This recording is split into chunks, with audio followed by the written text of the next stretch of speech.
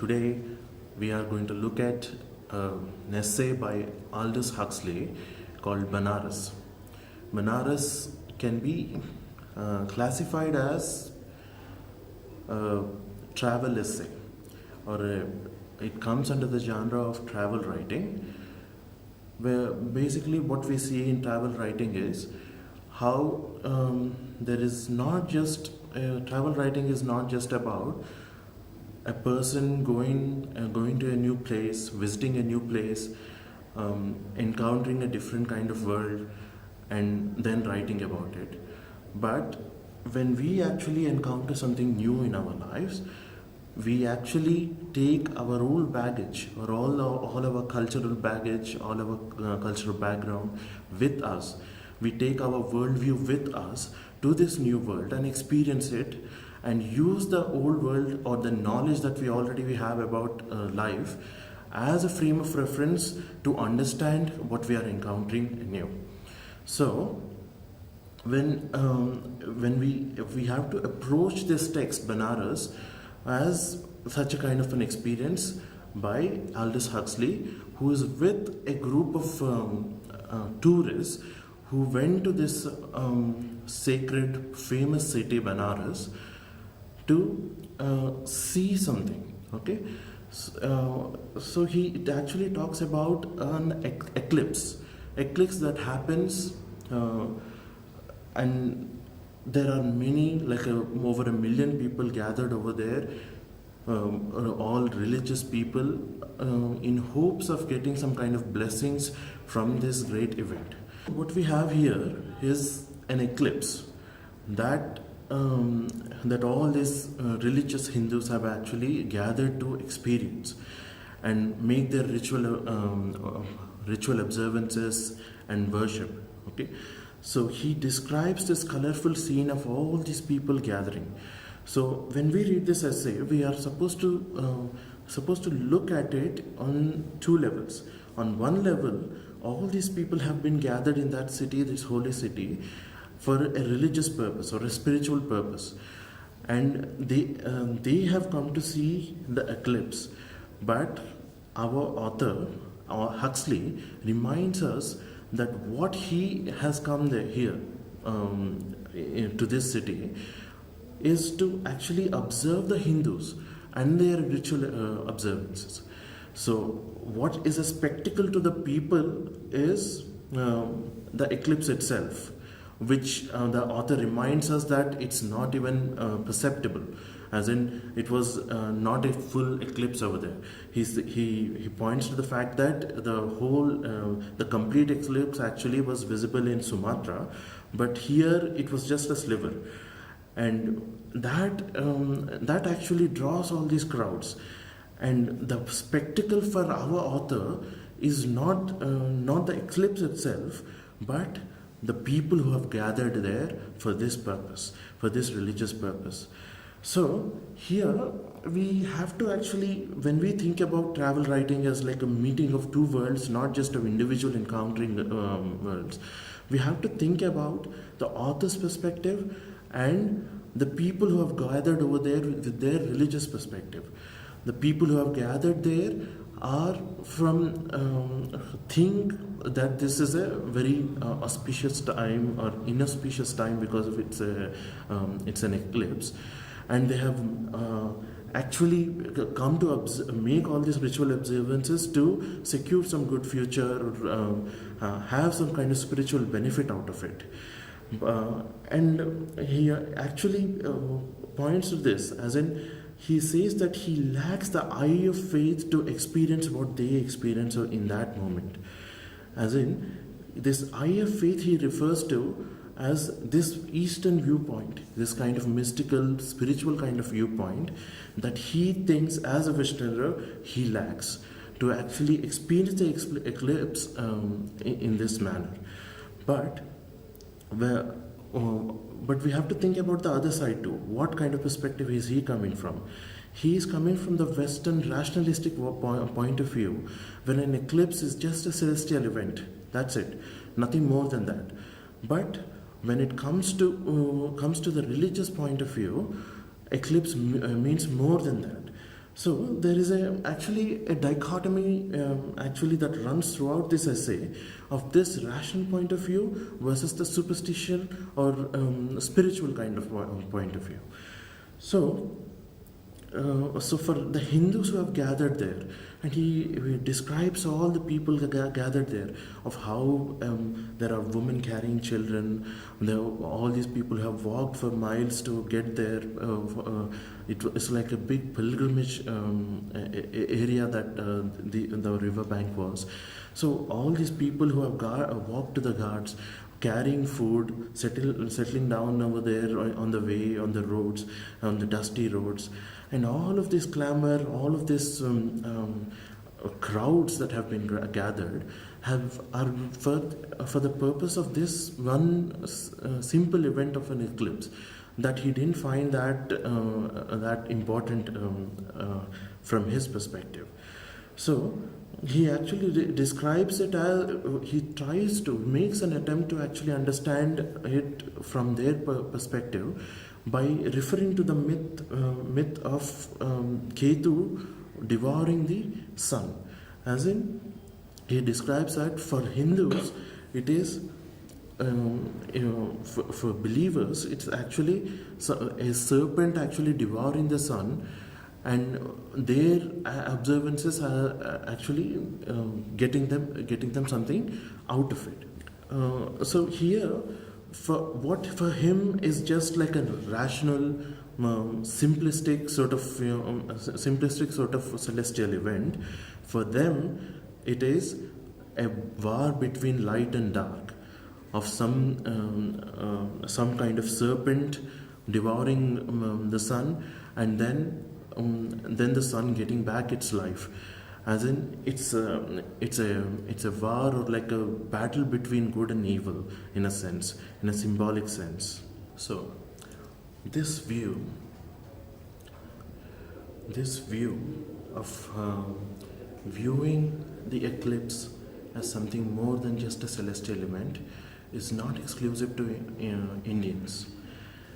We have this in many cultures. If you look at the Chinese, any sort of solar eclipse would mean that there is some kind of ominous thing is going to happen politically in the nationwide.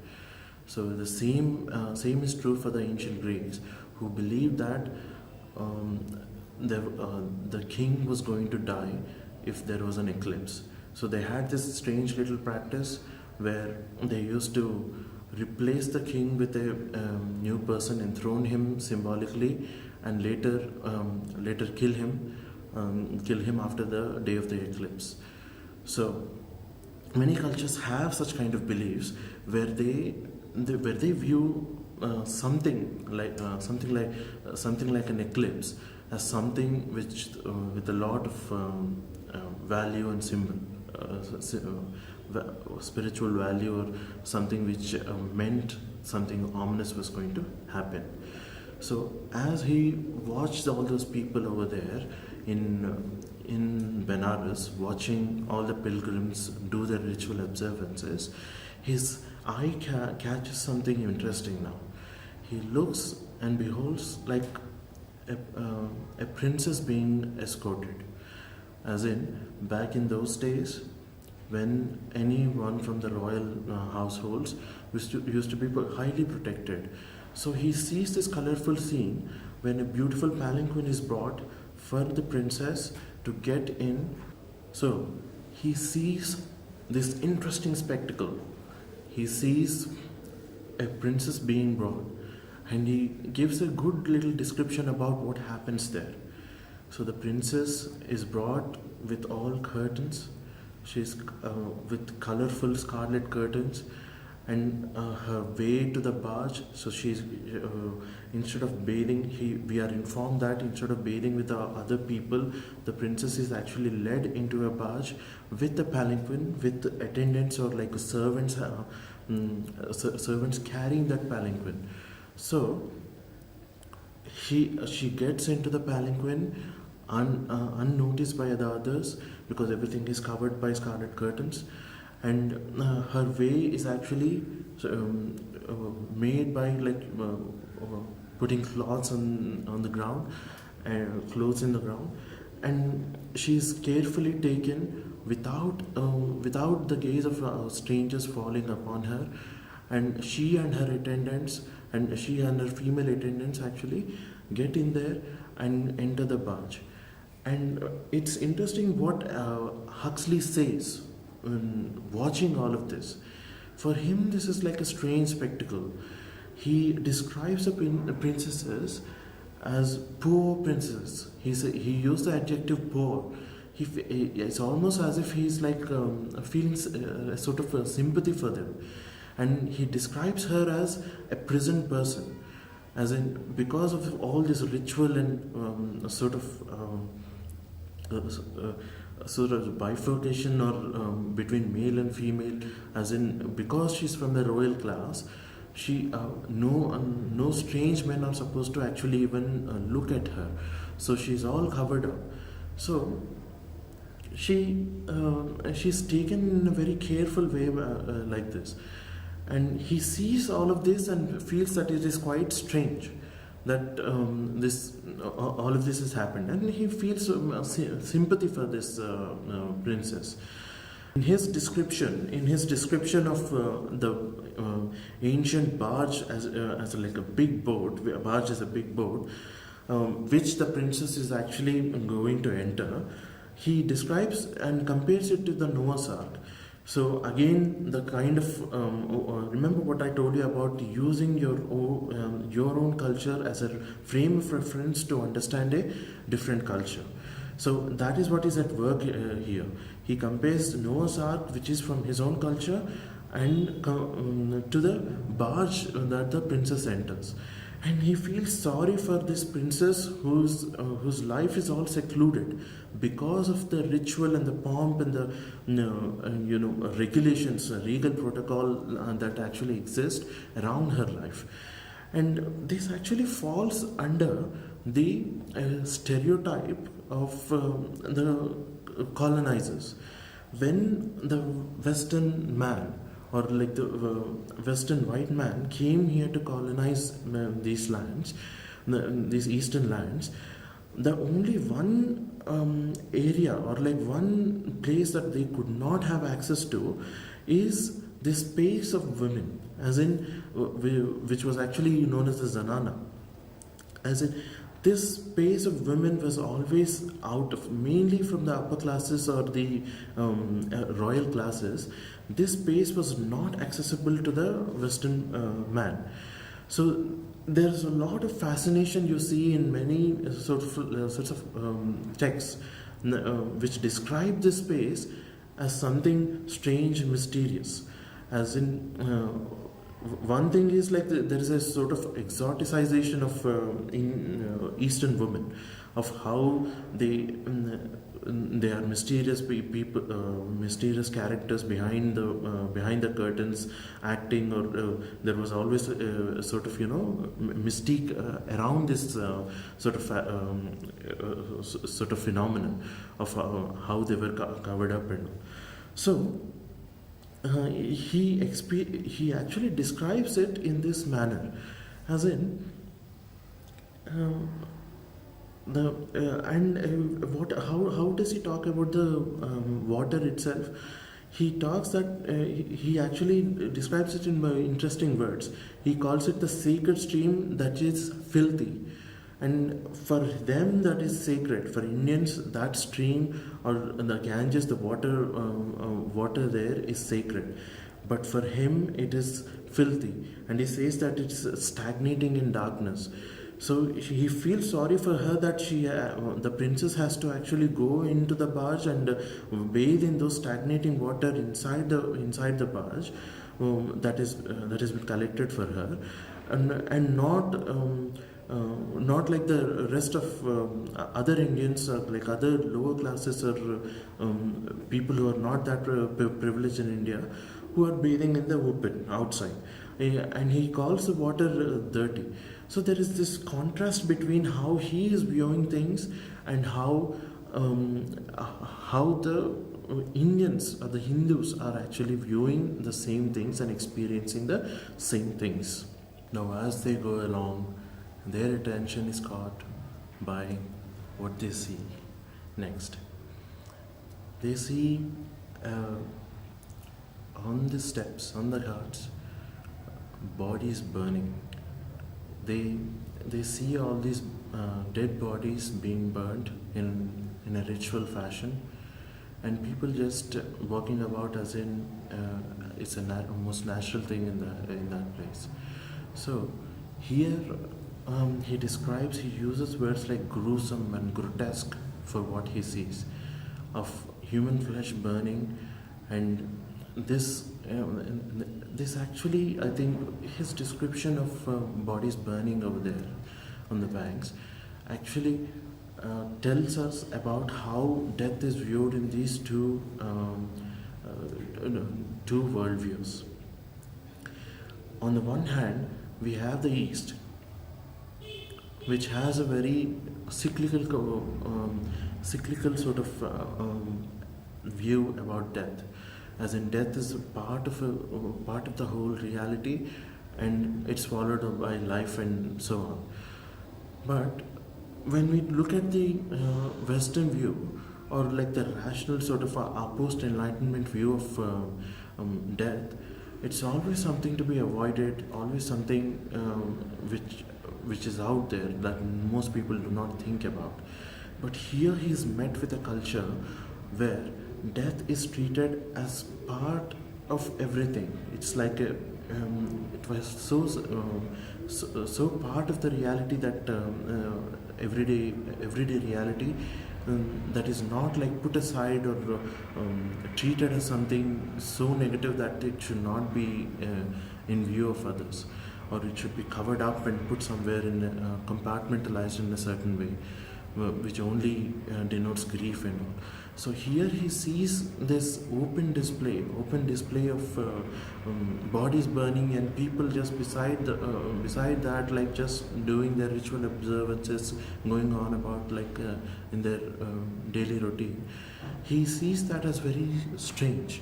Then they move on from this grotesque scene, and they are met with these men around, sitting calmly and meditating with all this clamor and all the people going around. So he sees the calmness, or the kind of unbothered way they are just sitting there, bothered by nothing around them and meditating. And he actually mentions that this mystic method, or the technique of meditation, has been suggested by Krishna in the Bhagavad Gita. So from this we know that he is not just a tourist who is actually looking at a strange world without any prior knowledge of the culture he is going to encounter. So as a good tourist, he has done his reading about Indian philosophy or Indian texts, religious texts, in order to better understand. So there is like a certain desire in him to actually understand this culture, this view of life. So he describes that this simple technique has not been changed, and many people follow this method of meditation. And he describes it in a very strange sort of manner. He calls it self-hypnotism, and he calls them nose gazers. So in a way, there is not like complete acceptance of this practice. He thinks that it's sort of a self-hypnotism, or like some kind of they're doing this for some sort of mystic sort of ecstasy. So he actually, this actually indicates that how later on in his own life he has gone on to adopt perennialism and use a lot of philosophy from Vedanta in his own work. Being a philosopher, he has borrowed a lot from the Eastern texts to actually that goes into his work. Even in his fictional work, actually, is like the book The Brave New World. Even that has elements of Eastern philosophy coming in there.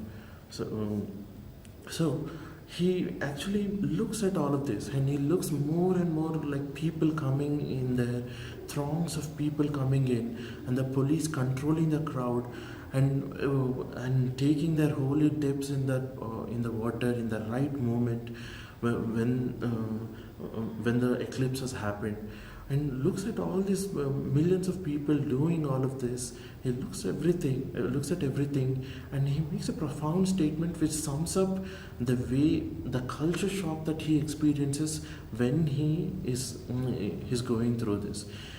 He says West is West. That statement, that small sentence, says a lot. I think he's in part quoting Kipling here. In Kipling's poem, the saying goes this way: "The East is East, West is West, and never the twain shall meet." So this kind of sentiment, I think, is very strong when Huxley makes this statement, West is West. So he actually is drawing a stark difference between the culture he is used to, the West, from the East, where religion is so important, so part of the fabric of the life that Indians live, as opposed to the West, where it's just like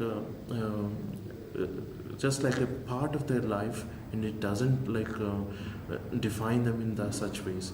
There wouldn't be such crowds because of religion. The reason being religion. Now that they are on a boat, watching all of this, they go further on. They look at all the people performing rituals, ceremonies, doing their ceremonies, watch the holy men meditating, and they've already seen the princess get off and go into the barge in a palanquin, being taken by all these people. They have seen all of this, and then they begin to feel the Indian heat on the barge. The sun is getting too hot, so they get off the boat and venture into the streets of that city, that ancient city, that narrow streets and narrow lanes. They see something very interesting, a nice, very interesting thing that happens. And even more interesting is the commentary that Huxley gives on this thing that happens. So there are many beggars lined up with their bowls in front of them, waiting for people to drop some few grains of rice into their bowls, so that they could get their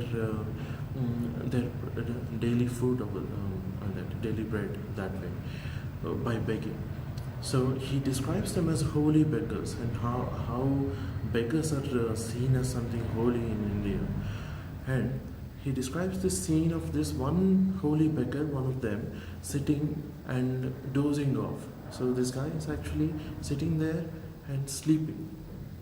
And a bull over there, which Huxley reminds of is a Hindu totem, as in a totem is an animal for any tribe or group of people which is very sacred, seen as something sacred and emblematic to that culture. So he says that a bull walks by, walks over to the beggar, and while he is dozing off, it bends down and eats up all the rice that has been collected in his beggar's bowl.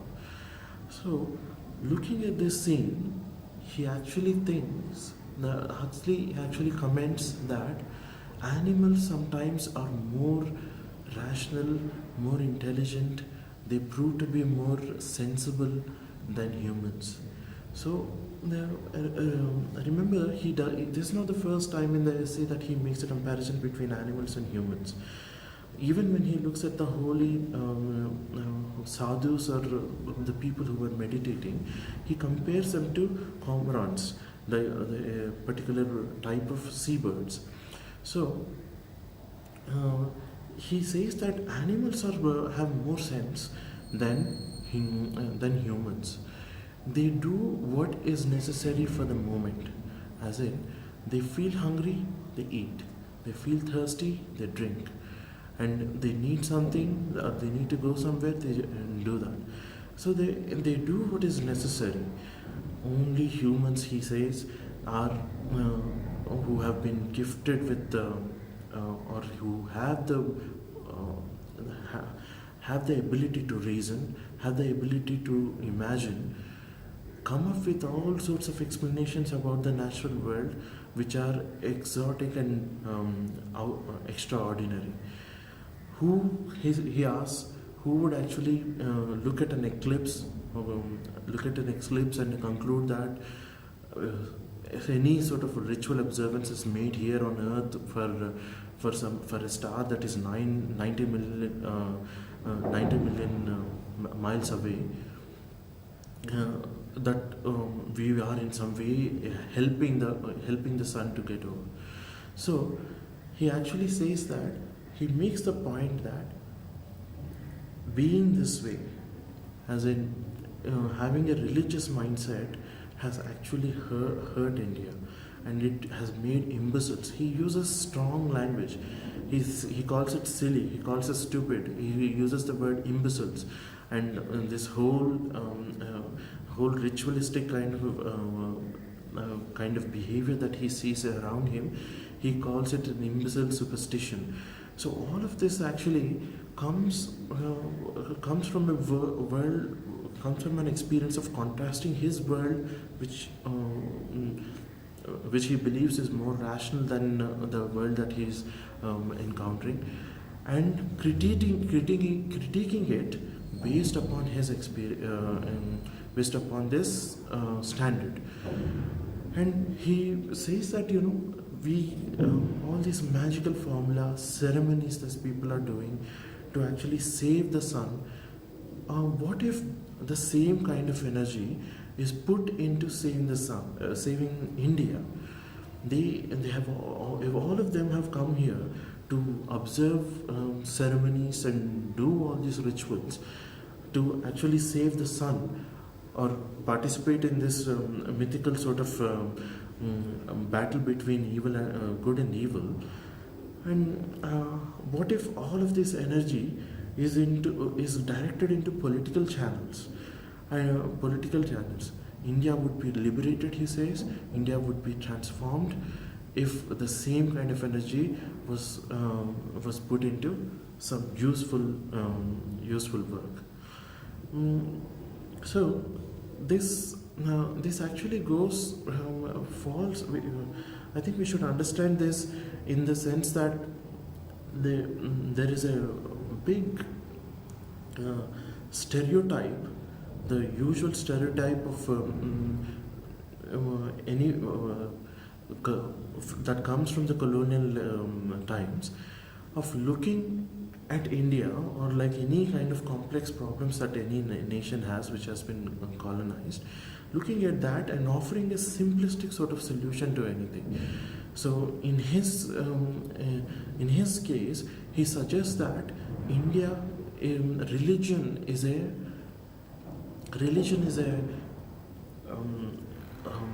luxury that India can't afford. Religion is a luxury that India can't afford. And if he were an Indian millionaire, he would actually contribute, like he would donate to something called an atheist mission. So in a sarcastic manner, or like he uses sarcasm and says that if I were a millionaire, Indian millionaire, I would help out the atheist mission, because he thinks that religion is like the main problem of India, which is driving people down and making them waste their time in useless things. But a better sort of atheistic, or the culture of unbelief that he is more used to back home, he thinks is more helpful. So so he's actually contrasting the religious culture of his own nation to that of Indians. He says, as long as the Hindus and Muslims are taking religion so seriously, now any kind of progress is not possible. So here we see a discourse of progress working here, of how progress is equated to how well Indians actually accept a new sort of way of thinking about life, and we leave behind the religious mindset. So here he says that as progress won't take place until and unless Hindus and Muslims are as tepidly enthusiastic about religion as we are, as in we, he means English, the English, we are, uh, we are about the Church of England. So here is like a sarcastic comment here, which actually speaks about how people in England no longer take the Church of England that seriously. It it just serves as like an honorary sort of not so significant part of English life. But here he sees people take religion so seriously. All around him, he sees this religious culture, and all this excess hits him, and his his opinion, or like his comment upon all of this, is that people need to move away from religion in order to progress in life. That is his solution.